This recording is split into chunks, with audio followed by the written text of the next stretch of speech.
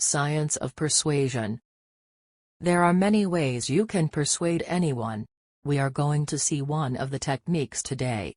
The technique we are going to learn today can be used in any walks of life, be it personal, professional or social. The technique is reciprocation.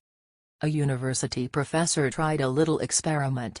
He sent Christmas cards to a sample of perfect strangers. Although he expected some reaction, the response he received was amazing. Holiday cards addressed to him came pouring back from the people who had never met nor heard of him. The great majority of those who returned a card never inquired into the identity of the unknown professor. They received his holiday greeting card, click, and they automatically sent one in return. While small in scope, this study nicely shows the action of one of the most potent of the weapons of influence around us, the rule for reciprocation. The rule says that we should try to repay, in kind, what another person has provided us. If a woman does us a favor, we should do her one in return. If a man sends us a birthday present, we should remember his birthday with a gift of our own. If a couple invites us to a party, we should be sure to invite them to one of ours. By virtue of the reciprocity rule, then, we are obligated to the future repayment of favors, gifts, invitations, and the like. So typical is it for indebtedness to accompany the receipt of such things that a term like much obliged has become a synonym for thank you. Let us see one more example where reciprocation can be seen in action. At the grassroots level, local political organizations have learned that the principal way to keep their candidates in office is to make sure they provide a wide range of little favors to the voters. The ward heelers of many cities still operate effectively in this fashion. But ordinary citizens are not alone in trading political support for small personal favors. During the 1992 presidential primary campaign, famous actress Sally Kellerman was asked why she was lending her name and efforts to the candidacy of Democratic hopeful Jerry Brown. Her reply: 20 years ago, I asked 10 friends to help me move. He was the only one who showed up.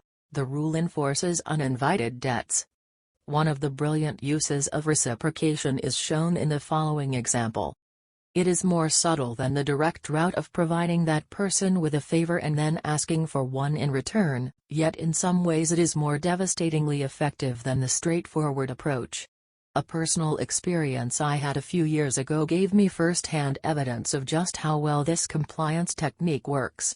I was walking down the street when I was approached by an 11 or 12-year-old boy. He introduced himself and said that he was selling tickets to the annual Boy Scouts circus to be held on the upcoming Saturday night. He asked if I wished to buy any at $5 apiece. Since one of the last places I wanted to spend Saturday evening was with the Boy Scouts, I declined. Well, he said, if you don't want to buy any tickets, how about buying some of our big chocolate bars? They're only $1 each. I bought a couple and, right away, realized that something noteworthy had happened. I knew that to be the case because, A, I do not like chocolate bars, B, I do like dollars, C, I was standing there with 2 of his chocolate bars, and, D, he was walking away with 2 of my dollars. To try to understand precisely what had happened, I went to my office and called a meeting of my research assistants. In discussing the situation, we began to see how the reciprocity rule was implicated in my compliance with the request to buy the candy bars. The general rule says that a person who acts in a certain way toward us is entitled to a similar return action. We have already